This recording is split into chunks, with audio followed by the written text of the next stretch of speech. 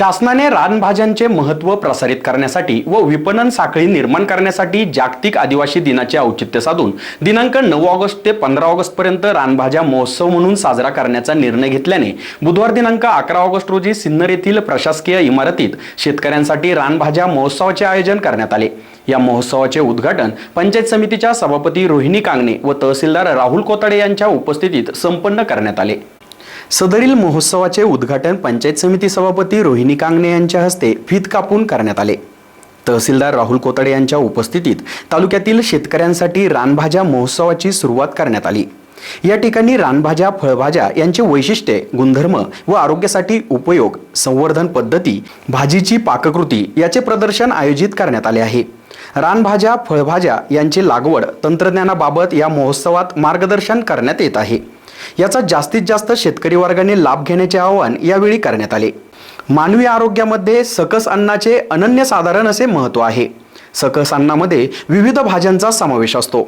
रानातील म्हणजेच जंगलातील तसेच शेतशिवारातील नैसर्गिकरित्या उगवल्या जाणाऱ्या रान पालेभाज्या, फळभाज्या, कांदा भाज्या, विविध प्रकारचे शरीराला आवश्यक असणारे पौष्टिक अन्नघटक व औषधी गुणधर्म असतात। तसेच या रानभाज्या नैसर्गिकरित्या येत असल्यामुळे त्यावर रासायनिक, कीटकनाशक, बुरशीनाशक फवारणी करण्यात येत नाही। म्हणून पूर्णपणे नैसर्गिकरित्या असलेल्या या संपत्तीचा योग्य वापर व्हावा यासाठी या महोत्सवाचे आयोजन करण्यात आले आहे। या प्रसंगी तालुका कृषी अधिकारी, कर्मचारी व शेतकरी उपस्थित होते। एसएन न्यूजसाठी शुभम क्षत्रिय। जागतिक आदिवासी दिनानिमित्त 9 जुलै ते 15 ऑगस्ट तालुका कृषी अधिकारी कार्यालय सिन्नर येथे रानभाजी महोत्सव तालुकास्तरीय साजरा करण्यात येत आहे। तर इथं विविध प्रकारच्या ज्या रानभाज्या आहे, डोंगरात रानात ज्या येतात त्या इथं प्रदर्शनासाठी ठेवण्यात आलेल्या आहे। त्याच्या रेसिपी पण इथं लावण्यात आलेल्या आहे। आणि मी आज कुंद्र्याची भाजी कशी करतात हे आज सांगते। तर कुंद्र्याची भाजी ही कुंद्राचे पानं निसून घ्यायचे आणि पाण्याने स्वच्छ धुवून घ्यायची, कांदा कापायचा आणि आपल्या हिरव्या मिरच्या, शेंगदाणे, लसूण हे मिक्सरमधून काढून घ्यायचं आणि तेल टाकून जिरं मोहऱ्याची फोडणी द्यायची आणि त्याला ते मीठ, मिरचीचं, लसणाचं आपण जे वाटण केलंय ते टाकायचं आणि ही भाजी धुवून पाण्यामध्ये धुवून त्याच्यानंतर त्याच्यामध्ये टाकायची आणि चांगली परतून घेऊन वाफ द्यायची त्याला। अशा प्रकारे कुंद्र्याची भाजी तयार होते आणि अतिशय त्याच्यामध्ये घटक आहे चांगले पोषक, जीवनावश्यक। त्याच्यामुळं ह्या ज्या रानभाज्या आहे विविध प्रकारच्या त्यांची भाजी करण्यात यावी आणि लोकांनी खावी। नमस्कार, मी कुसुम तांबे, कृषी सहाय्यक। मी आज तुम्हाला चिलूची भाजी कशी बनवतात त्याविषयी माहिती सांगणार आहे। आज या ठिकाणी आमचं जागतिक आदिवासी दिनानिमित्त रानभाजी महोत्सव साजरा करण्यात आलेला आहे।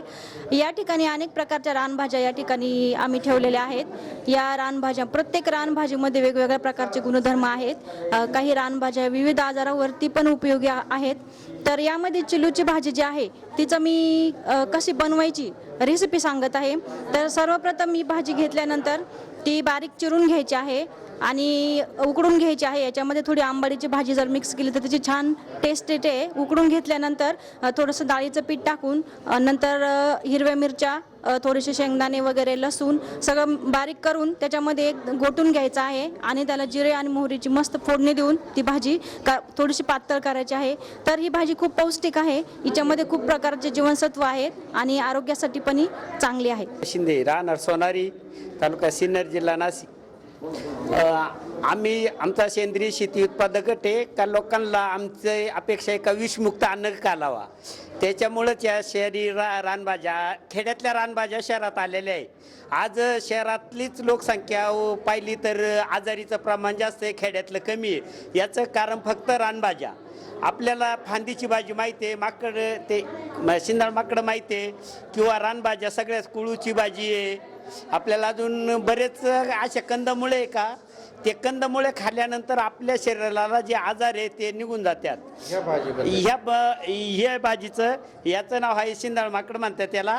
या भाजी खाल्ल्यानंतर आपल्याला जे शरीरातले हिमोग्लोबिन किती कमी आहे, किती जास्त आहे, त्याची रक्तशुद्धता आणि जसं आपण गाड्यांचं जनरल पार्ट म्हणून करतो तसंच आपल्या शरीरात ही भाजी फक्त ही पावसाळ्यातच येते।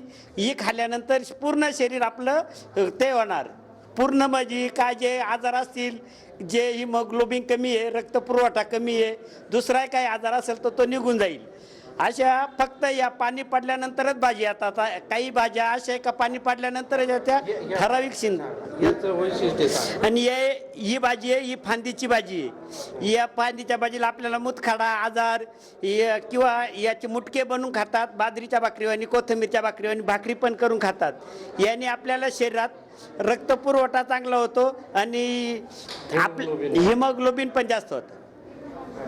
हिमोग्लोबिन पण वाढतात की जेणेकरून आपलं शरीर निरोगी राहिलं पाहिजे. याच्याकरताच या ठराविक महिन्यात येणाऱ्या रानभाज्या प्रत्येकानं खाल्ल्या पाहिजे, घेतल्या पाहिजे आणि त्याचं विषमुक्त आहे, संपूर्ण विषमुक्त आहे. कुठं तुम्ही चेक करा, कारण रानभाज्याला कुठं आज आपल्याला आजार जो वाढला तर हा पेस्टिसाईडनेच वाढलेला आहे.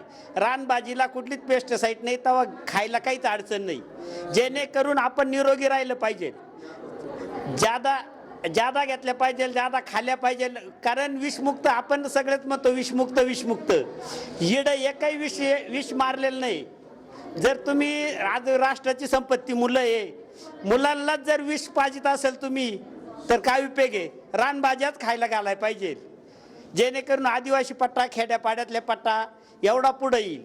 आणि आवर्जून खा, याने आपल्याला दवाखान्यात जाणारा खर्च कमी होणार आहे.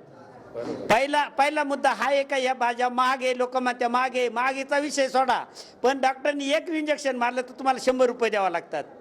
इकडे एक भाजीचे 100 रुपये नाही, 40 रुपये 50 रुपये. त्याच्यामुळे अडचण नाही ना तुम्हाला काही. खायला पाहिजे, घेतलं पाहिजे. निमित्त रानभाजी महोत्सवाचं सिन्नर तालुक्यामध्ये आज माननीय पंचायत समितीचे सभापती रोहिणीताई कांगणे यांच्या हस्ते उद्घाटन करण्यात आलेलं आहे. या उद्घाटनाप्रसंगी आपल्या तालुक्याचे लाडके तहसीलदार माननीय राहुलजी कोताडे साहेब या कार्यक्रमासाठी उपस्थित राहिलेले आहेत. आणि या कार्यक्रमाचा उद्देश असा आहे की जे आदिवासी बांधव आहेत तर त्यांच्याकडे ज्या काही रानभाज्या पावसाळ्यामध्ये किंवा वर्षभर उपलब्ध असतात तर त्यांना आपल्याला बाजारपेठ मिळवून द्यायची आहे. आणि त्यानिमित्ताने त्यांचं जे जीवन आहे ते जीवन उंचावेल, त्यांच्यामध्ये आर्थिक जी सुबत्ता आहे ते येईल. आणि त्याचप्रमाणे जे शहरी भागामध्ये राहणारे जे काही नागरिक आहेत त्यांनाही या रानभाज्यांचं महत्त्व कळेल. या रानभाज्या ज्या आहेत त्या औषधी आहेत, पौष्टिक आहेत आणि त्यांचा जर आहारात समावेश झाला तर आरोग्य आपलं सुदृढ राहील. दोन्ही पण उद्देश आहेत की लोकांना चांगलं जे आहेत प्रदूषणविरहित आणि औषधी भाजीपाला जो आहे तो मिळेल आणि आदिवासींनाही त्याच्यातून 4 पैसे मिळतील आणि त्यांना बाजारपेठ निर्माण झाली तर त्यांचंही जे जीवन आहे उंचावणार आहे. तर या निमित्त माननीय रोहिणीताई आणि तहसीलदार कोतडे साहेब यांचे मी आभार मानतो. आणि हे जो कार्यक्रम आहे हा पूर्ण आठवडाभर असणार आहे. तर त्यासाठी नागरिकांना आणि जे सिन्नर तालुक्यातले जे रहिवासी आहे त्यांना विनंती करतो की त्यांनी या ठिकाणी नवीन प्रशासकीय इमारत आहे या ठिकाणी जे प्रदर्शन भरवलेलं आहे त्याचा लाभ घ्यावा. त्या ठिकाणी आपण विक्रीचंही नियोजन केलं आहे. तर ज्यांना भाजी आवश्यक आहे तर त्यांनी ती विकत घ्यावी, जेणेकरून 4 पैसे या आदिवासी बांधवांना पण मिळतील आणि रानभाज्यांचं महत्त्व सगळ्या नागरिकांना कळेल. आणि त्यांच्या जी काही कुठेच उपलब्ध नाही आहे अशा भाज्या आपण या ठिकाणी मांडलेल्या आहेत. या ठिकाणी त्याचं प्रदर्शन आयोजित केलं आहे. तर ती पाहण्याची पण नागरिकांना मी विनंती करतो. मी राहुल कोताडे, तहसीलदार सिन्नर. आज या ठिकाणी आपल्या तहसील कार्यालया शेजारील नवीन प्रशासकीय इमारतीमध्ये कृषी विभागाने रानभाजी महोत्सव या नावाने जे काही आपल्या रानात डोंगरात ज्या भाज्या आहेत त्या भाज्यांचं महत्त्व आणि त्याची औषधी उपयुक्तता हे सर्व विचारात घेऊन या ठिकाणी एक रानभाजी महोत्सव आयोजित केलेला आहे. सिन्नरच्या सर्व नागरिकांना मी आवाहन करतो की आपण आवर्जून या कार्यक्रमाला भेट द्या. पुढील 3-4 दिवस या ठिकाणी या भाजीपाल्यांचं प्रदर्शन आणि विक्री सुरू राहील. अत्यंत औषधी गुणधर्म असलेले, पौष्टिक गुणधर्म असलेले असे सर्व भाज्यांचे प्रकार आहेत. तर सिन्नरमधल्या सर्व माता भगिनी आणि नागरिकांना मी आवाहन करतो की आवर्जून या ठिकाणी भेट द्या आणि या भाज्यांचं महत्त्व जाणून घ्या. धन्यवाद. अशी दिन झालं त्या दिनानिमित्त आज रानभाजी महोत्सव इथे साजरा करण्यात आला आणि अनेक प्रकारच्या वनस्पती आहे जे आपल्याला माहीत नाही अशा वनस्पती इथं आलेल्या आहे आणि त्या औषधी कारणे आहे. आणि या चांगला उद्देश ठेवलेला आहे की त्यांना का त्यांचा जो भाजीपाला आहे तो काहींना माहीत नाही, परंतु ते जे 2 रुपयाची जी विक्री करता आपण त्यांना जर जास्त पैसे दिले तर त्यांचाही फायदा होईल आणि त्यांचंही जीवनमान उंचवेल असा यामागचा उद्देश आहे. आणि अनेक वनस्पती अशा आहे की त्या औषधी आहे, कारण आपल्याकडे प्रत्येकाला काही ना काही आजार असतो, काहींना पोटदुखी, काहींना मुतखडा असतो, तर काहींना अशा वेगवेगळे प्रकारचे आजार असतात आणि त्या आजाराचे निदान होण्यासाठी हे औषधी कारणे आहे आणि आपलाही याचा फायदा आहे, जेणेकरून आपलाही काही आजार होणार नाही आणि त्यांचंही जीवनमान उंचवेल असा चांगला उद्देश आहे. आणि या सगळ्याचा म्हणजे हा कार्यक्रम जो ठेवला त्याबद्दल मी त्यांचे आभार मानते आणि त्यांना भावी वाटचालीस शुभेच्छा देते आणि सर्वांना सांगते की या भाजीपाल्याचे तुम्ही हे करा, घेत जा.